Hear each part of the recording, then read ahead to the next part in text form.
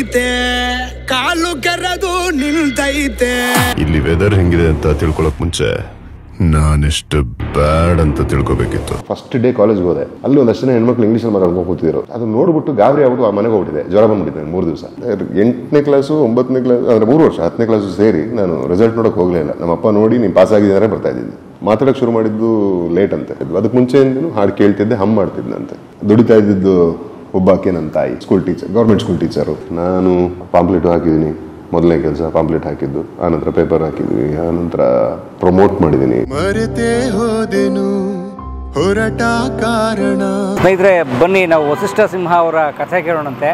ವಸಿಷ್ಠ ಅವರು ಕನ್ನಡದ ವಿಶಿಷ್ಟ ನಟ. ಅವರು ನೀವು ನೋಡಿರ್ತೀರಿ, ತುಂಬ ಒಳ್ಳೊಳ್ಳೆ ಸಿನಿಮಾ, ಒಳ್ಳೆಯ ಧ್ವನಿಯವ್ರದ್ದು. ಸೊ ಅವ್ರ ಲೈಫ್ ಹೇಗಿದೆ, ಈಗ ಅವ್ರ ಸಿನಿಮಾ ಬಿಡುಗಡೆ ಆಗ್ತಾ ಇದೆ ಲವ್ಲಿ ಅಂತ ಹೇಳಿ. ಸೊ ಅವ್ರ ಒಟ್ಟಾರೆ ಕಥೆ ಕೇಳೋಣ. ಸ್ವಾಗತ ನಿಮಗೆ ಈ ವಿಶೇಷವಾದ ಸಂದರ್ಶನಕ್ಕೆ. ಯಾಕೆ ಹೇಳ್ತಿದ್ಯಾ, ಏನೇನು ಪ್ರಾಬ್ಲಮು? ನನ್ನ ಕೊನೆ ಉಸಿರಿರೋ ತನಕ ನಿನ್ ಜೊತೆನೆ ಬದುಕಬೇಕು ಅಂತ.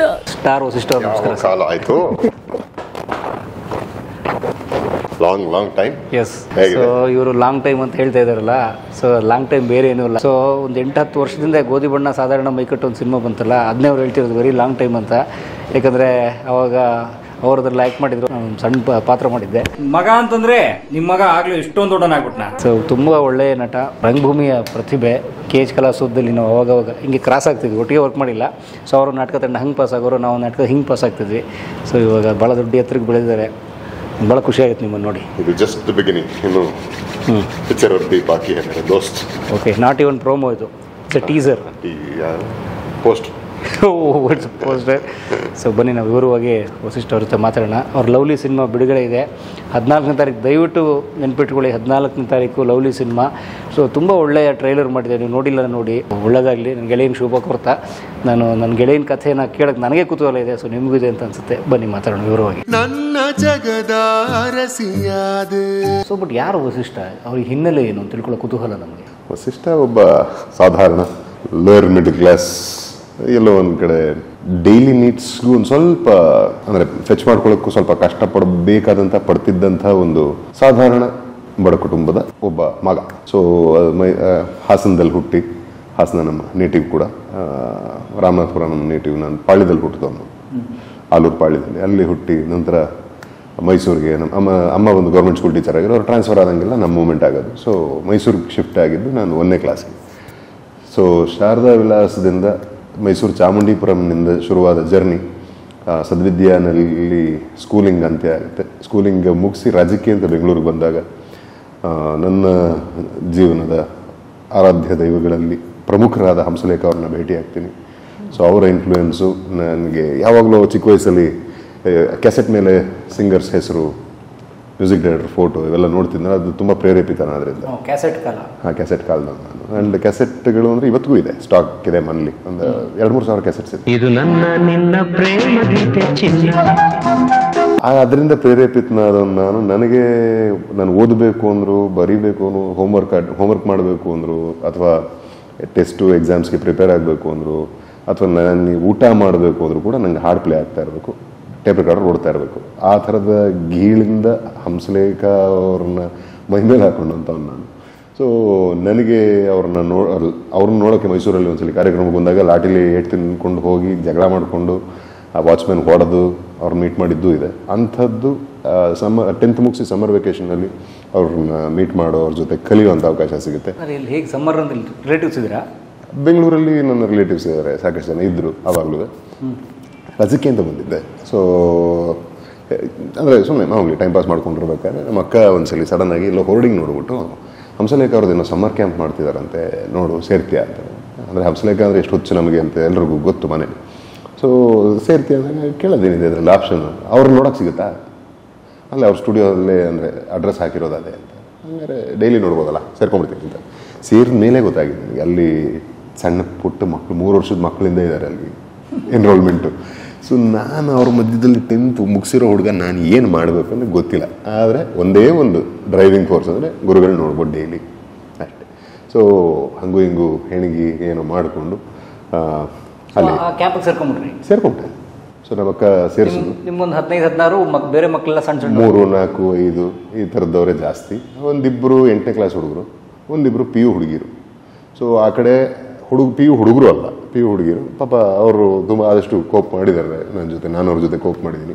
ಅದು ಬಿಟ್ಟರೆ ಹುಡುಗರ ಕಂಪ್ನಿಯವರು 8ನೇ ಕ್ಲಾಸ್ ಹುಡುಗರು. ಸೊ 10th ಮುಗಿಸಿದ ಮೈಂಡ್ಸೆಟ್ ಬೇರೆ, 8ನೇ ಕ್ಲಾಸ್ಗೆ ಎಂಟರ್ ಆಗೋ ಮೈಂಡ್ಸೆಟ್ ಬೇರೆ. ಸೊ ವಯೋಸಹಜವಾದ ಭಾವನೆಗಳು ಯಾವುದು ಬೇರೆ ಅಲ್ಲ. ಸೊ ಇಂಥವ್ರ ಜೊತೆ ಇವರೇ ನನ್ನ ಕಂಪ್ನಿ. ಅದು ಬಿಟ್ಟರೆ ಮಕ್ಕಳ ಜೊತೆ ನಾನು ಮಕ್ಕಳ ಥರ ಆಟ ಆಡಿಕೊಂಡು ಬೋರ್ ಆದಾಗೆಲ್ಲ ಏನೋ ಹಾಡ್ಗಿಡ್ ಕೇಳಿಕೊಂಡು ಅದು ಎಷ್ಟೊತ್ತು ಬರ್ತಾರೆ ಹಂಸಲೇಖ ಸರ್, ಎಷ್ಟೊತ್ತು ಬರ್ತಾರೆ ಅವ್ರು ನೋಡೋಕೆ ಸಿಗುತ್ತಾ ಅಂತ ಎದುರು ನೋಡ್ಕೊಂಡು ಕೂತಿರ್ತಿದ್ದೆ. ಹಂಗೂ ಹಿಂಗೂ ಸಮ್ಮರ್ ಕ್ಯಾಂಪ್ ಕಳೆದೆ. ಗುರುಗಳು ವಾಯ್ಸ್ ಏನಾಗಿದೆ ಬಂದು ನೋಡು ಅಂದರು. ಬರೋರು ಕ್ಲಾಸ್ಗೆ ಅಂದರೆ ಸಮ್ಮರ್ ಕ್ಯಾಂಪ್ ಆಗಿ ಬರೋರು. ಆ ಕೊನೆಯ ದಿನ ಸರ್ಟಿಫಿಕೇಟ್ಸ್ ಕೊಡ್ತಾಯಿದ್ರು. ಆ ಸರ್ಟಿಫಿಕೇಷನ್ ಟೈಮಲ್ಲಿ ಅವ್ರವ್ರ ಕಲೆನ ಪ್ರತಿಪಾದಿಸ್ಬೇಕು, ಅಂದರೆ ಹೇಳಬೇಕು. ಅಥವಾ ಕತೆ ಹೇಳೋರು ಕತೆ ಹೇಳ್ತಾರೆ, ಹಾಡೋರು ಹಾಡ್ತಾರೆ, ಏನು ಕವಿತೆ ಬರೆಯೋರು ಕವಿತೆ ಓದ್ತಾರೆ. ಈ ಥರದ್ದು ಅಂದರೆ ಆರ್ಟಿಸ್ಟ್ಗಳು ಸ್ಕೆಚ್ ಮಾಡಿ ಪೇಂಟ್ ಮಾಡಿ ಥರ ಏನೋ ತೋರಿಸ್ತಾರೆ ಟ್ಯಾಲೆಂಟ್ ಪ್ರದರ್ಶನ ಅಲ್ಲಿ. ಸೊ ನಾನು ಹಾಡಿದಾಗ ವಾಯ್ಸ್ ಏನಾಗಿದೆ ಸ್ಟುಡಿಯೋಲ್ಲಿ ಬಂದು ನೋಡು ನಾಳಿದ್ದು ಅಂದರು. 2 ದಿವಸ ಗ್ಯಾಪಲ್ಲಿ ಹೋಗಿ ಅವ್ರನ್ನ ಮೀಟ್ ಮಾಡ್ತೀನಿ. ಸೊ ಮೀಟ್ ಮಾಡಿದ್ರೆ ಹಾರ್ಮೋನಿಯಂ ಹಿಡ್ಕೊಂಡು ಕೂತಿದ್ದಾರೆ. ನನಗೆ ಗೊತ್ತಿಲ್ಲ ಹೆಂಗೆ ಡ್ರೆಸ್ ಮಾಡಬೇಕು ಅಂತಲೂ ಗೊತ್ತಿಲ್ಲ, ಏನಕ್ಕೆ ಕರೆದ್ರು ಅಂತ ಗೊತ್ತಿಲ್ಲ. ಸರಿ ಹೊರಬಿಟ್ಟು ಹಾಡು ಅಂದರು. ಹಾಡು ನಾನು ಏನಂತ ಹಾಡಲಿ ಇವ್ರ ಮುಂದೆ, ಇದು ಇಲ್ಲಿ ಕೂತಿದ್ದಾರೆ ಮುಂದೆನೆ. ಸೊ ಅದು ತವಕ ನಡುಕ ಎಲ್ಲ. ಸೊ ಸರಿ ಅಂತ ಹಾಡ್ತೀನಿ, ಕೆಡ್ದಾಗ ಹಾಡ್ತೀನಿ. ಶ್ರುತಿ ಗೀತೆ ಎಲ್ಲ ಗೊತ್ತಾಗಲ್ಲ. ಶ್ರುತಿ ಅಂದರೆ ಗೊತ್ತೇ ನನಗೆ, ನಾನು ಯಾವ ಶ್ರುತಿ ಅನ್ನೋ ಥರ ಯೋಚನೆ ನನಗೆ. ಸೊ ಅದು ಒಂದು ಆಂಗ್ಸೈಟಿ ಬೇಸಿಕಲಿ. ಮತ್ತು ಒಂದು ಸರಿ ಸರ್ 1-2 ನಿಮಿಷ ಬರ್ತೀನಿ ಅಂತ ಆಚೆ ಹೋಗಿ ಚೆನ್ನಾಗಿ ಗಾಳಿ ತೊಗೊಂಡು ಧೈರ್ಯ ತೊಗೊಂಡು ಬರ್ತೀನಿ, ಮತ್ತು ಹಾಡ್ತೀನಿ. ಬಂದಮೇಲೆ ಸರಿಯಾಗಿ ಹಾಡ್ತೀನಿ. ಆಗ 1-2 ಹಾಡು, ಇನ್ನೊಂದು ಹಾಡು, ಮತ್ತೊಂದು ಹಾಡು ಅಂತಾರೆ. ಹಾಡು ಕೇಳಿದ ಮೇಲಿಂದ ಒಂದು 5 ವರ್ಷ ಜೊತೆಗೆ ಸ್ಟಾರ್ ಮಾಡ್ತೀನಿ ಅಂತಾರೆ. ಗುರುಗಳ ವೇದವಾಕ್ಯ ಅನ್ನೋ ಥರ ನಾನು ಆಚೆ ಬಂದಿದ್ದೆ. ನಮ್ಮ ಅಪ್ಪಂಗೆ ಫೋನ್ ಮಾಡಿ ನಾನು ಮೈಸೂರಿಗೆ ಬರಲ್ಲ, ಬೆಂಗಳೂರಿಗೆ ಶಿಫ್ಟ್ ಅಂದರೆ. ಏನು ಗುರು ನೀನು 10ನೇ ಕ್ಲಾಸ್ ಹುಡುಗ, ಹಾಂ ಏನು ತಲೆಗಿಲೆ ಕೆಟ್ಟೋಗಿದೆಯಾ ನಿನಗೆ ಅಂತ. ಯಾಕಪ್ಪ ಬೆಂಗಳೂರು ಶಿಫ್ಟು ಏನು ತಮಾಷೆ ಏನೇನು ಗೊತ್ತಿಲ್ಲ. ಗುರುಗಳು ಹೇಳಿದ್ದಾರೆ ಈ ರೀತಿ 5 ವರ್ಷ ನಾನು ಮೀಸಲಿಡಬೇಕಿದ್ದಕ್ಕೆ, ನಾನು ಶಿಫ್ಟ್ ಆಗಬೇಕು, ಹಾಗೆ ಹಿಂಗೆ ಅಂತಂದರೂ ಸರಿ ಅಂತ ಮೈಸೂರಿಗೆ ಹೋಗಿ ಪೋಸ್ಟ್ಲಾಯಿಸಿ ಕನ್ವಿನ್ಸ್ ಮಾಡಿ ಶಿಫ್ಟ್ ಆಗಿದೆ. ಶಿಫ್ಟ್ ಆದಮೇಲೆ ಗೊತ್ತಾಯಿತು ಬೆಂಗಳೂರು ಮೈಸೂರಿಗೂ ಬೆಂಗಳೂರಿಗೆ ಎಷ್ಟು ವ್ಯತ್ಯಾಸ ಇದೆ. ಆಗಿನ ಕಾಲದಲ್ಲಿ ಇವತ್ತಿಗೂ ಓಕೆ, ಆಗಿನ ಕಾಲದಲ್ಲಿ 2004ನೇ ಇಸ್ವಿ ಸಿಕ್ಕಾಪಟ್ಟೆ 20 ವರ್ಷದಿಂದ ಕಲ್ಚರಲ್ ಶಾಕ್ ನನಗೆ. ಸೊ ಅಲ್ಲಿ ವ್ಯತ್ಯಾಸ ತುಂಬ, ಅಂದರೆ ಕಾಸ್ಟ್ ಆಫ್ ಲಿವಿಂಗಿಂದ ಹಿಡಿದು ಎಲ್ಲವೂ ವ್ಯತ್ಯಾಸ. ಮಾತಿನ ಶೈಲಿಯಿಂದ, ಜನ ನಮ್ಮನ್ನು ನೋಡೋ ರೀತಿಯಿಂದ, ಹಾಕೋ ಬಟ್ಟೆಯಿಂದ. ಸೊ ನಮಗೆಲ್ಲ ಇನ್ನೂ ಆಗ ಈ ಬೆಲ್ ಬಾಟಮ್ ಒಂದು ಸ್ವಲ್ಪ ಟ್ರೆಂಡ್ ಇತ್ತು. ಇಲ್ಲಿ ಸ್ವಲ್ಪ ಸ್ಕಿನ್ ಜೀನ್ಸ್ ಎಲ್ಲ ಶುರು ಆಗ್ಬಿಟ್ಟಿತ್ತು. ಆ್ಯಂಡ್ ಮಾತಲ್ಲಿ ನಮಗೆ ಇಂಗ್ಲೀಷ್ ಮಿಕ್ಸ್ ಆಗೋದು ಭಾರಿ ಕಷ್ಟ. ಸೊ ಮೈಸೂರವ್ರಿಗೆ. ಸೊ ಇಲ್ಲಿ ಎಲ್ಲರೂ ಇಂಗ್ಲೀಷ್ ಮಧ್ಯದಲ್ಲಿ ಕನ್ನಡ ಮಿಕ್ಸ್ ಆಗುತ್ತೆ. ಸೊ ಅಲ್ಲಿ ಎಲ್ಲವೂ ಕಷ್ಟವೇ. ನನಗೆ ಕಾಲೇಜ್ಗೆ ಸೇರಿಕೊಂಡು ಫಸ್ಟ್ ಡೇ ಕಾಲೇಜ್ಗೆ ಹೋದೆ. ಅಲ್ಲಿ ಒಂದಷ್ಟು ಜನ ಹೆಣ್ಮಕ್ಳು ಇಂಗ್ಲೀಷಲ್ಲಿ ಮಾತಾಡ್ಕೊಂಡು ಕೂತಿದ್ರು. ಅದು ನೋಡ್ಬಿಟ್ಟು ಗಾಬರಿ ಆಗ್ಬಿಟ್ಟು ಆ ಮನೆಗೆ ಹೋಗ್ಬಿಟ್ಟಿದೆ. ಜ್ವರ ಬಂದ್ಬಿಟ್ಟಿದೆ 3 ದಿವಸ. ಈಗ ನಮ್ಗೆ ಇಂಗ್ಲೀಷ್ ಮಾತಾಡೋಕ್ಕೆ ಬರಲ್ವೇ. ಸೊ 7ನೇ ಕ್ಲಾಸ್ ತನಕ ಕನ್ನಡ ಮೀಡಿಯಮು. ಆಮೇಲೆ 3 ವರ್ಷ ಅದು ಹೆಂಗೆ ಹೆಣಗಿದೆ, ಹೆಂಗೆ ಓದಿದೆ ದೇವರೇ ಬಲ್ಲ. ಅದು ಅಂದರೆ ಅಲ್ಲಿ ತನಕ 7ನೇ ಕ್ಲಾಸ್ ತನಕ ನಾನು ಸಿಕ್ಕಾಪಟ್ಟೆ ಆ್ಯಕ್ಟಿವ್ ಫೆಲೋ, ಅಂದರೆ ಸ್ವಲ್ಪ ದಾಮ್ ಅನ್ಕೊಂಡು ಆಡ್ಕೊಂಡಿದ್ದವನು, ಚೆನ್ನಾಗಿ ಓದ್ತಾ ಇದ್ದೆ, ಟಾಪರಲ್ಲಿ ಒಬ್ಬ, ಟಾಪ್ 3 ಟಾಪ್ 5 ಒಳಗೆ ಇರ್ತಿದ್ದೆ. ಸೊ ಈ ಥರದವನ್ನ ಇಂಗ್ಲೀಷ್ ಮೀಡಿಯಮ್ಗೆ ಹಾಕ್ಬಿಟ್ಟಾಗ ಅಂದರೆ ಎಲ್ಲವೂ ಗೊತ್ತಿರೋ ಸಬ್ಜೆಕ್ಟೇ. ಈ ಆರ್ಕ್ನ ಕಂಸ ಅಂತೀವಿ ನಾವು. ಕಂಸನ ಆರ್ಕ್ ಅಂತ ರಿಲೇಟ್ ಮಾಡ್ಕೊಳಕ್ಕೆ ಬೇಕಲ್ಲ. ಕರುಳು ಇಂಟೆಸ್ಟೈನ್ ಅಂದರೆ ಹೆಂಗೆ ಈಕ್ವೇಟ್ ಮಾಡ್ಕೊಳ್ಳೋದು ಅದನ್ನ, ಅದೇ ಇದು ಅಂತ ಅನ್ಕೊಳ್ಳೋದಾದ್ರು ಹೆಂಗೆ. ಇದು ಬುಕ್ ಓಪನ್ ಮಾಡಿದ ತಕ್ಷಣ ಎಲ್ಲ ಇಂಗ್ಲೀಷಲ್ಲಿದ್ದಾಗ ತಾರೆ ಜಮೀನ್ ಥರ ಎಲ್ಲ ಹುಡುಗಂಗಾಗುತ್ತಲ್ಲ, ಎಲ್ಲ ಬೇರೆ ಬೇರೆ ಭಾಷೆಯಲ್ಲಿ ಲಿಪಿಲಿ ಒಂಥರ ಸುತ್ತಾಗಿರೋದಂಗೆ. ಸೊ ಆ ಥರದ ಎಫೆಕ್ಟ್ ಅದು, ವರ್ಟಿಗೋ ಎಫೆಕ್ಟು. ಸೊ ತಬ್ಬಿಬ್ಬು ಫುಲ್ಲು. 8ನೇ ಕ್ಲಾಸು 9ನೇ ಕ್ಲಾಸ್ ಅಂದರೆ 3 ವರ್ಷ 10ನೇ ಕ್ಲಾಸು ಸೇರಿ ನಾನು ರಿಸಲ್ಟ್ ನೋಡೋಕೆ ಹೋಗಲೇ ಇಲ್ಲ. ನಮ್ಮಪ್ಪ ನೋಡಿ ನೀನು ಪಾಸ್ ಆಗಿದ್ದಾರೆ ಬರ್ತಾ ಇದ್ದೀನಿ. ಬಟ್ ಪಾಸು ತಿಂಗೋ ಪಾಸು, ದೇವ್ರೆ ಬಲ್ಲ ಹೆಂಗೆ ಪಾಸ್ ಆದೆ ಅಂತ. ಅಂದರೆ ಪಾಪ ನಮ್ಮ ಟೀಚರ್ಗಳ ಕಾರಣ ಇದ್ರೂ ಇರ್ಬೋದೇನೋ ಗೊತ್ತಿಲ್ಲ. But decent marks. ಅಂದರೆ ತೀರ ಕಳಪೆ ಏನೂ ಹಂಗಿಲ್ಲ. ಹಗಲು ರಾತ್ರಿ ಕಷ್ಟಪಟ್ಟು ಓದ್ತಿದ್ದೆ. ಏನು ಓದ್ತಿದ್ದೆ ಅನ್ನೋದು ಮಾತ್ರ ಗೊತ್ತಾಗ್ತಾ ಇರಲಿಲ್ಲ. ಸೊ ಹಂಗಿದ್ದಂಥವನು ಏನೇ ಗೊತ್ತಿದ್ರೂ ಕಾನ್ಫಿಡೆಂಟಾಗಿ ಅವ್ರನ್ನ ಮಾತಾಡ್ಸೋಕ್ಕಾಗಲ್ಲ ಎದುರುಗಡೆ ಇರೋನ್ನ. ನಮ್ಮ ಕಲ್ಪನೆ, ನಮ್ಮ ಆಲೋಚನೆ ಎಲ್ಲ ಕನ್ನಡದಲ್ಲಿ ಬರ್ತಿರುತ್ತೆ. ಹಾಂ. ಆ್ಯಂಡ್ ಅದು ಅವ್ನು ಸರಿಯಾಗಿ ಮಾತಾಡ್ತಿದ್ದಾನ ತಪ್ಪು ಮಾತಾಡ್ತಿದ್ದಾನ ಅದು ಗೊತ್ತಿರಲ್ಲ. ಒಂದು 4 ಶಬ್ದ ಕೇಳ್ತಿದ್ದಂಗೆ ನಮಗೆ ಕೀಳರ್ಮೆ ಶುರು ಆಗುತ್ತೆ. ಸೊ ಅದು ಮೇಯ್ನು. ಒಬ್ಬ ಗಣೇಶ್ ಅಂತ ನನಗೆ ಇನ್ನೂ ನೆನಪಿದೆ. ಅವನು ಬೆಂಗಳೂರು ಹುಡುಗ. ಅವನು ನಮ್ಮ ಮೈಸೂರು ಚಾಮುಂಡಿಪುರಮಲ್ಲಿ ಮನೆ. ಕ್ರಿಕೆಟ್ ಆಡ್ತಾಯಿದ್ವಿ ನಮ್ಮ ಏರಿಯಾದಲ್ಲಿ. ನನ್ನ ದಾದ. ಸೊ ಕ್ರಿಕೆಟ್ ಆಡ್ತಾಯಿದ್ವಿ. ಅವನು ಔಟ್ ಆದ, ನನ್ನ ಬೌಲಿಂಗಲ್ಲೇ ಔಟ್ ಆದ. ಸೊ ಔಟ್ ಅಪೀಲ್ ಮಾಡಿದ್ರೆ ಅಂಪೈರ್ ಔಟ್ ಕೊಟ್ಟ, ಅವ್ನು ಬ್ಯಾಟ್ ಬಿಡ್ತಾ ಇಲ್ಲ. ನಾವು ಫುಲ್ಲು ಎರಳಿದ ಸಿಂಹ. ಆಗ ಏನಮ್ಮ ಹಂಗೆ ವಾಟ್ ದ ಹೆಲ್ ಮ್ಯಾನ್ ಅಂದ. ಅಷ್ಟೇ ವಾಪಸ್ ಬಂದೆ, ಬೌಲಿಂಗ್ ರೆಡಿ ಆಗ ಮಾಡು ಅಂತ. ನಾನು ವಾಟ್ ದ ಹೆಲ್ ಅಂದ್ಬಿಟ್ನಲ್ಲ, ಹಂಗಂದ್ರೆ ಏನು ಅಂತಲೂ ಗೊತ್ತಿರಲ್ಲ ಆಗ ನನಗೆ. ಬಟ್ ಆ ಶಬ್ದ ಇನ್ನೂ ನನಗೆ ಕುಂಗಿ ಅಂತ ರಿಂಗ್ ಆಗೋಷ್ಟು ನಿಂತಿದೆ. ಸೊ ಸರೆಂಡರ್ ನನಗೆ ಬರಲ್ವಲ್ಲ, ಬರದಿರೋ ಭಾಷೆಯಲ್ಲಿ ಯಾಕೆ ಈಗ ನಾವು ಕೌಂಟ್ರ್ ಕೊಟ್ಕೊಂಡು ಅವ್ನು ಇನ್ನೊಂದು 4 ಮಾತೇನು ಅನ್ನೋದು, ನಾವು ಅದಕ್ಕೂ ಉತ್ತರ ಕೊಡೋಕ್ಕಾಗಿದೆ, ಇನ್ನೂ ತಬ್ಬಿಬ್ಬಾಗದು ಯಾಕೆ, ಇನ್ನೊಂದ್ಸಲಿ ಬೌಲಿಂಗ್ ಮಾಡ್ಬಿಟ್ಟು ಔಟ್ ಮಾಡ್ಬೋಣ ಹಂಗಾರೆ ಪರವಾಗಿಲ್ಲ ಅಂದ್ಬಿಟ್ಟು ಆಟ ಆಡಿಕೊಂಡು ಬಂದು ಆ ಥರದ್ದು ಒಂದು ಪಿಯರ್ ಪ್ರೆಷರ್ ಅನ್ಬೋದು, ಅಥವಾ ಇಲ್ಲೊಂದು ಕಡೆ ಲ್ಯಾಕ್ ಆಫ್ ಕಾನ್ಫಿಡೆನ್ಸ್ ಅನ್ಬೋದು, ಅಥವಾ ಒಂದು ಗೊತ್ತಿಲ್ಲದೆ ಒಂದು ಅಪ್ರೆಷನ್, ಅದು ನಮ್ಮದೇ ಕೀಳರಿಮೆ ನಮ್ಮನ್ನು ಕುಗ್ಸುತ್ತೆ ಅನ್ನೋದು. ಸೊ ಒಂದು ಭಾಷೆ ಒಂದು ಭಾಷೆ ಅದು ತುಂಬ ವರ್ಷಗಳು ಬೇಕಾಯಿತು. English is just A language not knowledge ಅಂತ ಅರ್ಥ ಆಗೋದಕ್ಕೆ. ಸೊ ಆ ಒಂದು ಜರ್ನಿ, ಆ ಒಂದು ಕ್ವೆಸ್ಟು ಅದು ಟೋಟ್ಲಿ ಬೇರೆ. ಅದು ಹೇಳೋದಲ್ಲ, ಕಾಲೇಜಿಗೆ ಬಂದು ಸೇರಿಕೊಂಡು ಅಡ್ಮಿಷನ್ ಆಗುತ್ತೆ ಫಸ್ಟ್ ಡೇ ಆಫ್ ಕಾಲೇಜ್. ಲಾಂಜಲ್ಲಿ ಒಂದು 5-6 ಜನ ಹೆಣ್ಮಕ್ಳು ಕೂತ್ಕೊಂಡು ಮಾತಾಡ್ತಿದ್ದಾರೆ, ಆಗಷ್ಟೇ ಪರಿಚಯ ಆಗಿ. ಹೇ ಹಾಯ್ ಮಾ, how are you, and from so and so school, so and so ಇದು ಏರಿಯಾ ಅದು ಅಂದ್ಕೊಂಡು. ನಾನು ಬೆಂಗಳೂರೇ ಹೊಸದು, ಅದರಲ್ಲಿ ಆ ಭಾಷೆ ಇದ್ದಿದ್ದು ತಬ್ಬಿಬ್ಬು. ಸೊ ಹಿಂಗಿರಬೇಡ ನನ್ನ ಪರಿಸ್ಥಿತಿ. ನಾನು ಕೂತಿದ್ದೆ, ವೇಟ್ ಮಾಡ್ತಾ ಕೂತಿದ್ದೆ, ನೋಡಿದೆ ಎಲ್ಲರೂ ನೋಡ್ರು ಬಹುತೇಕ ಹಂಗೆ ಇದ್ರು ಬ್ರೀಡ್ಗಳು, ಇಂಗ್ಲೀಷ್ ಬ್ರೀಡ್ಗಳು. ಸರಿ ವಾಪಸ್ಸು ಸೀದಾ ತಡ್ಕೊಳಕ್ಕಾಗದೆ ಮನೆಗೆ ಓಡೋಗ್ಬಿಟ್ಟು 3 ದಿವಸ ಶೆಡ್ಡು ಜ್ವರ. ಸೊ ಆಮೇಲೆ ಹಂಗೂ ಹಿಂಗೂ ಧೈರ್ಯ ಹೇಳಿ ನನಗೆ, ಇಲ್ಲ ಮಾವು ಏನಾಗಲ್ಲ ಅಂತ. ಆಮೇಲೆ ಅಲ್ಲಿ ವಾಪಸ್ ಕಾಲೇಜಿಗೆ ಬಂದು ಒಂದು 5-6 ತಿಂಗಳಾದ್ಮೇಲೆ ಗೊತ್ತಾಯಿತು ಅವರು ಎಷ್ಟು ಚೆನ್ನಾಗಿ ಇಂಗ್ಲೀಷ್ ಮಾತಾಡ್ತಾಯಿದ್ರು ಅಂತ. ಅಷ್ಟರೊಳಗೆ ನಾವು ಒಂದಷ್ಟು ಚಲದಂಕಮಲ್ಲ ಆಗಿ ಹಠ ಬಿದ್ದು ಇಂಗ್ಲೀಷ್ ನ್ಯೂಸ್ ನೋಡು, ಇಂಗ್ಲೀಷ್ ಪಿಕ್ಚರ್ ನೋಡು, ಇಂಗ್ಲೀಷ್ ಮ್ಯಾಗಝೈನ್ಸ್ ಓದು, ಇಂಗ್ಲೀಷ್ ಪೇಪರ್ ಓದು, ಈ ಥರ ಎಲ್ಲ ಮಾಡ್ಕೊಂಡು ತಯಾರಿ ಮಾಡಿಕೊಂಡು.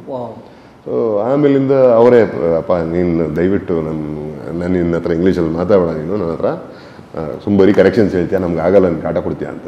ಸೊ ಆ ಮಟ್ಟಕ್ಕೆ ಒಂದು ಪ್ರಿಪ್ರೇಷನು ಮಾಡ್ಕೋಬೇಕಾಯ್ತು. ಆ್ಯಂಡ್ ಅದು ಆ ಒಂದು ಜರ್ನಿ ತುಂಬ ಕಲಿತೆ. ಟ್ರಾನ್ಸ್ಫಾರ್ಮೇಷನ್ ನಮಗೆ ಗೊತ್ತಿರೋದನ್ನು ನಾವು ಹೇಳ್ಕೊಳ್ಳೋದಕ್ಕೆ ಒಂದು ಧೈರ್ಯ ಬೇಕಿತ್ತು. ಆ ಧೈರ್ಯವನ್ನು ಇಲ್ಲದೆ ನಾವು, ಅಥವಾ ಅದು ಕೀಳರಿಮೆಯಿಂದ ಒಂಥರ ಸುಮ್ಮನೆ ಹಿಂಗೆ ನಮಗೇನು ಗೊತ್ತಿಲ್ಲ ಆ ಥರ ಬೆಪ್ಪ ಥರ ಇದ್ದು. ಸೊ ಅದು ಆ ಒಂದು ಜರ್ನಿ ತುಂಬಾ ಕಲಿಸ್ತು ನನಗೆ. ಆ್ಯಂಡ್ ನಮ್ಮ ಹೆಣ್ಮಕ್ಳಿಗೆ ಥ್ಯಾಂಕ್ಸ್. ಮ್ಯೂಸಿಕ್ ಇಂಟ್ರೆಸ್ಟ್ ಹೇಗೆ ಬಂತು?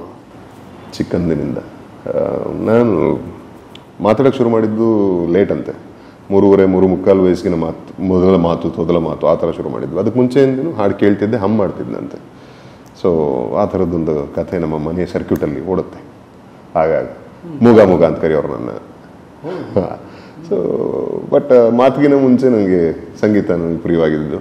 ನಾನು ಏನೇ ಮಾಡಬೇಕಂದ್ರೆ, ಏನೇ ಕೆಲಸ ಮಾಡಬೇಕು ಅಂದ್ರೆ, ನಾನು ಮಲ್ಕೋಬೇಕು ಅಂದ್ರೂ ನನಗೆ ಸಾಂಗ್ ಹಾಕಿ ಮಲಗಿಸ್ಬೇಕು, ಎಬ್ಬಿಸ್ಬೇಕು ಅಂದ್ರೆ ಸಾಂಗ್ ಹಾಕಿ ಎಬ್ಬಿಸ್ಬೇಕು. ಇವತ್ತಿಗೂ ಕೂಡ ನನ್ನ ಎಬ್ಸೋದಕ್ಕೆ ಸುಲಭ ಮಾರ್ಗ ಒಳ್ಳೆ ಹಂಸಲೇಖ ಸಾಂಗ್ ಪ್ಲೇ ಮಾಡಿದ್ರೆ ಇತ್ತು.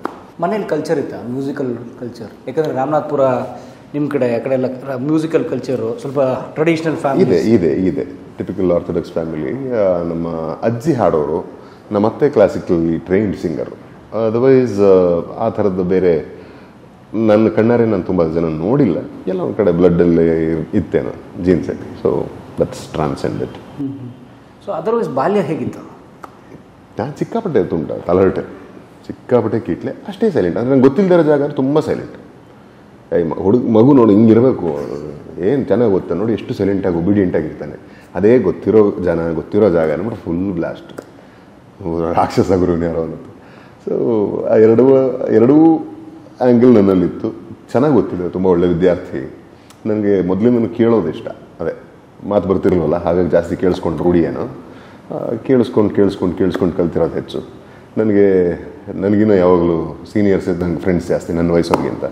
ಸೊ ನನ್ನ ಕಸಿನ್ಸ್ ಆಗಲಿ, ನನ್ನ ಫ್ರೆಂಡ್ಸ್ ಆಗಲಿ, ಏರಿಯಾ ಹುಡುಗರಾಗಲಿ, ದೊಡ್ಡವರ ಸಾಂಗತ್ಯ ಜಾಸ್ತಿ. ಹಾಗಾಗಿ ಅದೆಲ್ಲ ಎಲ್ಲೋ ಒಂದು ರೀತಿ ಗೊತ್ತಿಲ್ಲ ಇಂಪ್ಯಾಕ್ಟ್ ಮಾಡಿರ್ತದೆ. And music is always been driving force. Hamsalekha ಸಾಹಿತ್ಯ ನನಗೆ ಇವತ್ತಿಗೂ ನನ್ನನ್ನು ಒಂಥರ ಎಲ್ಲೋ ಒಂದು ರೀತಿ ನನ್ನ ಶೇಪ್ ಮಾಡೋಕ್ಕೆ ಅದು ಒಂದು ಕಾರಣ ಅಂತ ಅನ್ಸುತ್ತೆ. ಸೊ ಕುಟುಂಬ ಹೇಗಿತ್ತು? ಅದೇ ಈ ಥರದೊಂದು ಬಡ ಕುಟುಂಬ. ಒಂದು ಹಂತದಲ್ಲಿ ನನ್ನ ತಂದೆಗೆ ಅನಾರೋಗ್ಯಕ್ಕೆ ತುತ್ತಾಗ್ತಾರೆ. ಅಂದರೆ ಮೈಗ್ರೇನ್ ಇಂಪ್ಯಾಕ್ಟ್ ಆಗಿ, ಅಂದರೆ ಸಿವಿಯರ್ ಮೈಗ್ರೇನ್ ಆಗಿ. ಆನಂತರ ಅವರು ರೆಗ್ಯುಲರ್ ಕೆಲಸ ಅಂತ ಹೋಗೋದಕ್ಕಾಗಲ್ಲ, ಅವರು ಸರ್ಜರಿ ಎಲ್ಲ ಆಗಿ ಮೇಜರ್ ಸರ್ಜರಿ ಆಗುತ್ತೆ. ಸೊ ದುಡಿತಾ ಇದ್ದಿದ್ದು ಒಬ್ಬಾಕೆ ನನ್ನ ತಾಯಿ. ಸೊ ಗೌರ್ಮೆಂಟ್ ಸ್ಕೂಲ್ ಟೀಚರು ಬರ್ತಿದ್ದ ಒಂದು ಮಿನಿಮಲ್ ಸಂಬಳ ಆಗ. ಅಲ್ಲ ಅವಾಗ ಹೇಳೋರು ಬಡ ಮೇಷ್ಟ್ರ ಮಕ್ಕಳು ಅಂತಲೇ ಹೇಳೋರು. ಅದೇ ಥರದ ಬಡ ಮೇಷ್ಟ್ರ ಮಗ ನಾನು. ಸೊ ಅಲ್ಲಿಂದ ಯಾವಾಗ ಡಿಸಿಪ್ಲಿನ್ ಲೈಫ್, ಟೀಚರ್ ಮಗ ಅಲ್ವಾ. ಅಂದರೆ ಅಮ್ಮ ಸ್ಟ್ರಿಕ್ಟ್ ಎಟ್ ಫೇವ್ರೇಟ್ ಟೀಚರು ಅವ್ರ ಸ್ಕೂಲಲ್ಲಿ ಎಲ್ಲ ಮಕ್ಕಳಿಗೂ. ಅದೇ ಪ್ರಿನ್ಸಿಪಲ್ಸ್ ನನಗೂ ಮನಲು ಅಡ್ವೊಕೇಟ್ ಆಗೋದು. ಸ್ಕೂಲಲ್ಲಿ ಹೇಳಿದೆ ಮನಲು ಅಪ್ಲೈ ಆಗೋದು. ನನಗೆ ಅಡ್ವಾಂಟೇಜ್ ಏನಿತ್ತಪ್ಪ ಅಂದರೆ ಅವ್ರು ಟೀಚರ್ ಆಗಿದ್ದರಿಂದ ಈಗ 4th ಮುಗಿಸಿ 5th ಹೋಗ್ಬೇಕಂದ್ರೆ 5th ಟೆಕ್ಸ್ಟ್ ಬುಕ್ಸ್ ಎಲ್ಲ ನನಗೆ ಮುಂಚಿತವಾಗಿ ಬಂದಿರೋದು. ಸಮ್ಮರ್ ಹಾಲಿಡೇಸ್ ಎಲ್ಲ ನನ್ನ ಪ್ರಿಪ್ರೇಷನ್ ಆಗೋಗಿರೋದು. ಸೊ 5th ಓದ್ಬೇಕಾದ್ರೆ ನಾನು ದೊಡ್ಡದಾಗಿ ಓದಬೇಕು ಅನ್ನೋ ನೆಸಿಟಿ ಇರ್ತಾ ಇರಲಿಲ್ಲ ನನಗೆ. ಮುಂದಿನ ಕ್ಲಾಸ್ ಆಲ್ರೆಡಿ ಪ್ರಿಪೇರ್ ಆಗ್ಬಿಟ್ಟಿರ್ತಿದ್ದೆ ನಾನು. ಸಮ್ಮರಲ್ಲೇ ಮುಗಿದೋಯ್ತು. ಸಮ್ಮರಲ್ಲೇ ನಾನು ರೆಡಿ. ಸೊ ಅಮ್ಮ ಇರೋ ತನಕ ಅಂದರೆ 6ನೇ ಕ್ಲಾಸ್ ತನಕ ಇದ್ರು. ಆಮೇಲೆ ಅವ್ರು ಕಾಲು ಆದರು. ಅಲ್ಲಿ ತನಕ ಆಗಿದ್ದೆ. ಅಮ್ಮ ಹೋದ ಮೇಲಿಂದ ಮತ್ತೆ ನನಗೆ ನಾನು 6th ಇದ್ದಾಗ. ಸೊ ಯಾಕೆ ಕೇಳ್ಬೋದು ಅಂದರೆ ಅವ್ರಿಗೆ ಒಂದು ಮೈಸ್ಥೇನಿಯಾ ಗ್ರೇವಿಸ್ ಅಂತ ಕಂಡೀಷನ್ ಅದು. ಮೈಸ್ಥೇನಿಯಾ ಗ್ರೇವಿಸ್ ಅದು ಅಂದರೆ ಸಣ್ಣ ಇನ್ಫೆಕ್ಷನ್ ಥರ ಆಗಿ ಏನೋ ಶುರು ಆಗುವಂಥದ್ದು. ಅದನ್ನು ಟ್ರೀಟ್ಮೆಂಟ್ ರಾಂಗ್ ಡಯಾಗ್ನೋಸಿಸ್, ಬೇಸಿಕಲಿ ಯಾರು ಡಯಾಗ್ನೈಸ್ ಮಾಡಲಿಲ್ಲ. ಸೊ ಅದು ಲೋ ಬಿ ಪಿ ಅಂದ್ಕೊಂಡು ಒಂದಷ್ಟು ವರ್ಷ ಟ್ರೀಟ್ಮೆಂಟ್ ಮಾಡಿ ಆ ಲೋ ಬಿ ಪಿ ಟ್ರೀಟ್ಮೆಂಟ್ನಿಂದ ಹಾರ್ಟ್ ಎನ್ಲಾರ್ಜ್ ಆಗಿ, ಹಾರ್ಟ್ ಎನ್ಲಾರ್ಜ್ಮೆಂಟಿಂದ ಅದು ಮತ್ತೆ ಇನ್ನೊಂದಷ್ಟು ಕಾಂಪ್ಲಿಕೇಶನ್ಸ್ಗೆ ಹೋಗಿ ಕಡೆಗೆ ಏಪ್ರಿಲ್ 27, 2000 ಇಸ್ವಿ ಏಪ್ರಿಲ್ 26 ಇಲ್ಲಿ ಬೆಂಗಳೂರಿನ ಸೆಂಟ್ ಜಾನ್ಸ್ ಹಾಸ್ಪಿಟ್ಲಿಗೆ ಸೇರಿಸ್ತೀವಿ. ಆವಾಗ ಗೊತ್ತಾಗುತ್ತೆ ನಮ್ಗೆ ಇಂಥದ್ದೊಂದು ಕಂಡೀಷನ್ ಇದೆ ಅವ್ರಿಗೆ ಅಂತ. ಮಾರನೇ ದಿವಸನೇ ಅವರು ನಮ್ಮನ್ನು ಅಗಲ್ತಾರೆ. ಸೊ ಅಲ್ಲಿಗೆ ದೊಡ್ಡ ಜಾಲ್ಟ್ ಲೈಫ್ಗೆ. ಅಂದರೆ ಹಾಂ, ನನಗೆ ಅದೇ ಹೇಳೋದಲ್ಲ, ಒಂದು ಸಂಗೀತ ಅನ್ನೋದು ಒಂದು ಪಾರ್ಟ್ ಆದರೆ ಅದನ್ನು ಬಿಟ್ಟು ಇನ್ನೆಲ್ಲವೂ ಅಮ್ಮನೇ, ಅಮ್ಮನ ಮಗ ನಾನು. ಸೊ ಅಮ್ಮ ಇಲ್ಲದೆ ನನಗೆ ಏನು ಮಾಡೋ ಗೊತ್ತಿಲ್ಲ. ಎಲ್ಲದಕ್ಕೂ ಅಮ್ಮನ ಬಾಲ, ಅಮ್ಮನ ಸೇರಿಗೆ ಇಟ್ಕೊಂಡೇ ಓಡಾಡ್ತಿದ್ದ ಮಗ ನಾನು. ಸೊ ಅಮ್ಮ ಇಲ್ಲವಾದ ಮೇಲಿಂದ ಅದು ಸುನಾಮಿನೇ ಬಂದು ಲೈಫಲ್ಲಿ. ಸೊ ಎದುರುಗಡೆ ಬಂದು ಸುನಾಮಿ ಬಂದಾಗ ಎದುರಿಗೆ ನಿಂತಿದ್ರೆ ಹೆಂಗಿರುತ್ತೆ ಆ ಥರದ್ದೊಂದು ಫೀಲಿಂಗ್. ಸೊ ಅಲ್ಲಿಂದ ಆ್ಯಕ್ಚುಯಲ್ ಏನಂದರೆ ನನ್ನ ತನ ಅಥವಾ ನಾನು ಏನು ಹೊರಗಡೆ ಗಂಡಗುಂಡಿ ಮಾಡ್ಕೊಂಡು ದಾದಾಗಿರಿ ಮಾಡ್ಕೊಂಡಿದ್ದೆ ಅದೆಲ್ಲವೂ ಸಪ್ರೆಸ್ ಆಗ್ತಾ ಬರುತ್ತೆ. ಇಂಗ್ಲೀಷ್ ಮೀಡಿಯಮ್ ಸೇರಿದ್ಮೇಲೆ ಅದು ಇದ್ದಿದ್ದಕ್ಕೆ ಪಾತಾಳ ಕೊಟ್ಟೋಗುತ್ತೆ. ಸೊ ಬೆಂಗಳೂರಿಗೆ ಬಂದು ಗ್ಯಾಪಲ್ಲಿ ನೋಡ್ಕೊಂಡಿದ್ಯಾರು ತಾಯಿ ಹೋದ್ಮೇಲೆ ತಂದೆ ಡ್ಯೂಟಿ ಏನೋ ಸಮಸ್ಯೆ ಆಯಿತು ಅಂತ ಎಲ್ಲ ಹೇಳಿದ್ರು. ಆವಾಗ ತಾಯಿ ಇದ್ದರು. ತಂದೆ ರಿಕವರ್ ಆಗೋ ಟೈಮ್ಗೆ ತಾಯಿ ಹಿಂಗಾಯಿತು. ಆಗ ನಮ್ಮ ಅತ್ತೆ ಕುಟುಂಬ ಎಲ್ಲ ಬಂತು. ಸೊ ಅಡುಗೆ ಹೊಟ್ಟೆಪಾಡು ನಡೆಯೋದು. ಸೊ ಬಟ್ ಅಪ್ಪ ಟು ಏನೋ ಒಂದಷ್ಟು ಬಿಸ್ನೆಸ್ಸು ಅದು ಇದು ಕಷ್ಟಪಟ್ಟು ತುಂಬ ಕಷ್ಟಪಟ್ಟಿದ್ದಾರೆ ಪಾಪ. ನಮಗಿದ್ದ ಲಿಮಿಟೇಷನ್ಸ್ಗೆ ಏನೇನು ಸಾಧ್ಯವೋ ಪ್ರೊವೈಡ್ ಮಾಡಿದ್ರು. ಆ್ಯಂಡ್ ಅದಾದ ನಂತರ ನನಗೆ ಯಾವಾಗ ಬೆಂಗಳೂರಿಗೆ ಬಂದೆ ಅಲ್ಲಿಂದ ನನ್ನ ಇಂಡಿಪೆಂಡೆಂಟ್ ಲೈಫ್ ಶುರು ಆಯಿತು. ಬೆಂಗಳೂರಿಗೆ ಶಿಫ್ಟ್ ಆದಮೇಲೆ ಅಪ್ಪನ ಕಷ್ಟಗಳು ನೋಡಿದ್ದೆ, ಗೊತ್ತಿತ್ತು. ಆ್ಯಂಡ್ ಎಲ್ಲೋ ಒಂದು ಕಡೆ ಅಗತ್ಯ ಇದ್ದಾಗ ಅವ್ರ ಕೈಲಿ ಪೂರೈಸೋಕ್ಕಾಗದೇ ಇದ್ದಾಗ ತುಂಬ ಕೊರಗುವೆ, ಬೈಕೊಳ್ಳುವೆ, ಈ ಥರದ್ರಲ್ಲೇ ಇತ್ತಲ್ಲ. ಬಟ್ ಅದು ಒಂದು ದಿವಸ ಯಾಕೋ ಏನು ಯಾವುದೋ ಸಿನಿಮಾ ನೋಡಿದ ಏನು ಕಥೆಯೋ ಗೊತ್ತಿಲ್ಲ, ರಿಯಲೈಸ್ ಆಯಿತು. ಅಂದರೆ ಅವರ ಪಾಡು, ಅವ್ರ ಕಷ್ಟ, ಅವ್ರ ಭಾವನೆ ನನಗೆ ಅರ್ಥ ಆದ ದಿವಸದಿಂದ ಸ್ಟಾಪ್ ಮಾಡಿದೆ. ಸೊ ಆ ನಂತರದಿಂದ ಅವ್ರನ್ನ ನನ್ನ ಹತ್ರ ಇಲ್ಲ ಅಂದರೆ ಮಾತ್ರ ದುಡ್ಡು ಕೇಳ್ತಿದ್ದೆ ವಿನಃ, ಅದು ಹಿಂಗಿದೆ ರಿಕ್ವೈರ್ಮೆಂಟ್ ಇದೆ ಅಂತ ವಿಷಯ ಮುಟ್ಟಿಸ್ತಿದ್ದೆ ವಿನಃ ದುಡ್ಡು ಕೈ ಚಾಚಿ ಕೇಳಿದವನಲ್ಲ. ಆ್ಯಂಡ್ ಆವಾಗಿಂದ ಇಂಡಿಪೆಂಡೆಂಟ್ ಲೈಫ್. ನಾನು ಪಾಂಪ್ಲೆಟು ಹಾಕಿದ್ದೀನಿ, ಮೊದಲನೇ ಕೆಲಸ ಪಾಂಪ್ಲೆಟ್ ಹಾಕಿದ್ದು. ಆನಂತರ ಪೇಪರ್ ಹಾಕಿದ್ವಿ, ಆನಂತರ ಪ್ರಮೋಟ್ ಮಾಡಿದ್ದೀನಿ, ಪೇಸ್ಟು ಬ್ರಷು ಇದನ್ನೆಲ್ಲ. ಆ್ಯಂಡ್ ಸೆಕೆಂಡ್ ಹ್ಯಾಂಡ್ ಮೊಬೈಲ್ ಮಾರಿದ್ದೀನಿ, ಸೆಕೆಂಡ್ ಹ್ಯಾಂಡ್ ಬೈಕು ಕಾರ್ಗಳು ಮಾರಿದ್ದೀನಿ. ಸೊ ನಾನಾ ರೀತಿ ಕೆಲಸಗಳು ಮಾಡಿದ್ದೀನಿ. ನನಗೆ ಅವೆಲ್ಲವೂ ನನ್ನ ಬದುಕನ್ನು ಅವತ್ತು ಸಾಗಿಸ್ತು, ಹೊಟ್ಟೆ ಹಸುವನ್ನು ನೀಗಿಸ್ತು, ಜೊತೆಗೆ ಒಂದಷ್ಟು ಗಟ್ಟಿತನೂ ಕೊಡ್ತು. ಆ್ಯಂಡ್ ಕೈ ಚಾಚಬಾರ್ದು ಅನ್ನೋ ಒಂದು ಹಠ ಇವೆಲ್ಲ ಬಂದಿದ್ದೆ ಆಗ ಅನಿಸುತ್ತೆ. ಸೊ ಅಲ್ಲಿಂದ ಮತ್ತೆ ಎಜುಕೇಷನ್ ಪರ್ಸ್ಯೂ ಮಾಡೋದಕ್ಕೋಸ್ಕರ ಮ್ಯೂಸಿಕ್ಕನ್ನು ಡಿಸ್ಕಂಟಿನ್ಯೂ ಮಾಡಬೇಕಾಗುತ್ತೆ. ದುಡ್ಡಿಲ್ಲ, financial crisis of course. And education continue ಮಾಡಬೇಕು, ಅದೊಂದು ಕಡೆ ಆ ಒಂದು ಪ್ರೆಷರ್. ಆ್ಯಂಡ್ ಏನಿರುತ್ತೆ ನನಗೆಲ್ಲ ಹೇಳೋದು ಲೋವರ್ ಮಿಡ್ಲ್ ಕ್ಲಾಸಲ್ಲಿ, ನೋಡು ಚೆನ್ನಾಗಿ ಓದ್ಕೊಬಿಡು, ಡಿಗ್ರಿ ಪಾಸ್ ಆಗ್ಬಿಡು, ಇಲ್ಲೇ ಡಾಕ್ಟ್ರು ಇಂಜಿನಿಯರ್ ಆಗ್ಬಿಡು, ಆಗೋಯ್ತು ಅಷ್ಟು ನೀನು ಕೆಲಸಕ್ಕೆ ಸೇರ್ಕೊಂಡ್ರೆ ಸಂಬಳ ಬರುತ್ತೆ, ಸಂಬಳ ಬಂದರೆ ನಿನ್ನ ಲೈಫ್ ಸೆಟ್ಲ್ ಮುಗಿದಾಯ್ತು. ಸಾಯೋ ತನಕ ಅದೇ ಮಾಡ್ತಾಯಿರು. ಅದೇ ಸೆಕ್ಯೂರ್ಡ್ ಲೈಫ್ ಅನ್ನೋದನ್ನು ಆ್ಯಂಟಿಸಿಪೇಟ್ ಮಾಡ್ತಾರೆ. ಸಾಮಾನ್ಯ ಎಲ್ಲರ ಮನೆ ಕಥೆನೂ ಇದೆ. ಬಟ್ ಎಲ್ಲೋ ನಾನು ಆ ಟೈಪ್ ಅಲ್ಲ, ನಾನು ಆ ಬ್ರೀಡ್ ಅಲ್ಲ ಅನ್ನೋದು ನನಗೆ ಒಳಗಡೆ ಕುಗ್ತಾ ಇತ್ತು ಯಾವಾಗಲೂ. ಪ್ರಯತ್ನಪಟ್ಟು ಆಗದೆ ಕೆಲವೊಂದಷ್ಟು ವಿಷಯಗಳು ವರ್ಕೌಟ್ ಆಗಿದೆ. ಆ ಕಡೆಗೆ ಇಲ್ಲ ಸರಿ ಆಯಿತು ಓದ್ಬೋಣ, ಡಿಗ್ರಿ ಮುಗಿಸೋಣ ಅನ್ನೋ ಕಾರಣಕ್ಕೆ, ಏನೋ ಮುಗಿಸ್ಬೇಕು ಡಿಗ್ರಿ ಅಂತ ಒಂದು ಸರ್ಟಿಫಿಕೇಟ್ ಬೇಕು ಅನ್ನೋ ಕಾರಣಕ್ಕೆ ಡಿಗ್ರಿಗೆ ಒಪ್ಕೋತೀನಿ ಓದೋಕ್ಕೆ. PU ಓದಿದ್ದು ನಾನು ಬಾಲ್ಡ್ವಿನ್ಸಲ್ಲಿ, ನ್ಯೂ ಬಾಲ್ಡ್ವಿನ್ಸಲ್ಲಿ. ಆನಂತರ national college degree. So degree ಒಂದು ಅದರ ಏನು ತೊಗೋಬೇಕು ಅಂತ ಗೊತ್ತಿಲ್ಲ, ಏನು ಓದಬೇಕು ಅಂತ ಗೊತ್ತಿಲ್ಲ. MBBS ಮಾಡಬೇಕು ಅಂತಿದ್ದೆ. CET ರ್ಯಾಂಕಿಂಗ್ ಅಮೋಘವಾಗಿ ಬಂತು. ಅದನ್ನು ನೋಡಿದ ತಕ್ಷಣ ನಾನು ನೆಕ್ಸ್ಟು ತಪ್ಪಿ MBBS ಅಂತ ಏನಾರು ಅಂದರೆ ಹೆಂಗೆ ಇರ್ಬೋದು ರಿಯಾಕ್ಷನು ಅಂತ ನನಗೆ ಯೋಚನೆ, ನನಗೆ ನಾನೇ ನಕ್ಕೊಂಡು ನಂಗೆ ನಾನೇ ಕಾಳು ಹೇಳ್ಕೊಂಡು ಇದು ಬೇಡಮ್ಮ, okay let's try something. Engineer ಆಗಬಾರ್ದು, ನಂಗೆ ಬೇಕಿಲ್ಲ, ಅದೇನೋ ಆ ಪದ ನಂಗೆ ಆಗ್ತಿರಲಿಲ್ಲ ಇಂಜಿನಿಯರ್ ಅನ್ನೋದು. ಅಂದರೆ ಏನಕ್ಕೆ ಗೊತ್ತಿಲ್ಲ, there is no concrete reasoning. But engineer ಅಂತೂ ಆಗಲ್ಲ, ಏನಾದರೂ ಏನೋ ಥರ. ಬಟ್ ಗೊತ್ತಿಲ್ಲದೆ ಸೌಂಡಿಂಗ್ ಚೆನ್ನಾಗಿದೆ ಅಂತ BCA ತೊಗೊಬಿಟ್ಟು ಕಡೆಗೆ ಅದೇ ಆಗೋದೆ. ಸೌಂಡಿಂಗ್ ಚೆನ್ನಾಗಿದೆ ಅಂತ BCA ಓದ್ದು ನಾನು. ಸೊ ಅಂದರೆ BA BSc ಇದೆಲ್ಲ ನಮಗಲ್ಲ, ಏನೋ ರೆಗ್ಯುಲರ್ ಅನಿಸುತ್ತೆ. BCom ಅಂತೂ ನಮ್ಮ ಝೋನೇ ಅಲ್ಲ, ಸೈನ್ಸ್ ಸ್ಟೂಡೆಂಟು. ಸೊ ನೆಕ್ಸ್ಟ್ ಏನಿದೆ ಆಪ್ಷನ್ ಅಂದರೆ BCA ಅಂತಿದೆ ನೋಡು ಅಂತ. ಓಕೆ, ಆ್ಯಂಡ್ ಮ್ಯಾನೇಜ್ಮೆಂಟ್ ಎಲ್ಲ ಅದು ಮತ್ತೆ ಕಾಮರ್ಸ್ ಆಗ್ಬಿಡುತ್ತೆ, ಬೇಡ. So BCA sounds good, okay ready ಅಂತ. ಸೊ ಆ ರೀತಿ ಒಂಥರ ಬಂಡತನದಲ್ಲೇ ಬಂದ್ಬಿಟ್ಟೆ. ಸೊ ನ್ಯಾಷನಲ್ ಕಾಲೇಜ್ ಸಹವಾಸದಲ್ಲಿ ನನಗೆ ನಾಟಕದ ಗೀಳು ಶುರು ಆಯಿತು. ಬಸವನಗುಡಿ ಕಲಾ ಮಾಧ್ಯಮದ ಎಲ್ಲ ಎಪಿಸೋಡುಗಳು ನಿಮಗೆ ಸಿಗಬೇಕು ಅಂತಂದ್ರೆ ಕಲಾ ಮಾಧ್ಯಮ ಯೂಟ್ಯೂಬ್ ಚಾನೆಲ್ನ ಸಬ್ಸ್ಕ್ರೈಬ್ ಮಾಡಿ, ಬೆಲ್ ಐಕಾನ್ನ ಕ್ಲಿಕ್ ಮಾಡಿ, ತಪ್ಪದೇ ಮಾಡಿ. ಸ್ನೇಹಿತರೆ, ಕಲಾ ಮಾಧ್ಯಮದ ಎಲ್ಲ ಸಂದರ್ಶನಗಳನ್ನು ನೀವೀಗ ಓದಬಹುದು. www.kalamadhyama.com ಈ ವೆಬ್ಸೈಟ್ಗೆ ವಿಸಿಟ್ ಮಾಡಿ, ಇಂಟರ್ವ್ಯೂಗಳನ್ನು ಓದಿ. ಓದುವ ಸಂಸ್ಕೃತಿ ಹೆಚ್ಚಾಗಲಿ. ಧನ್ಯವಾದ.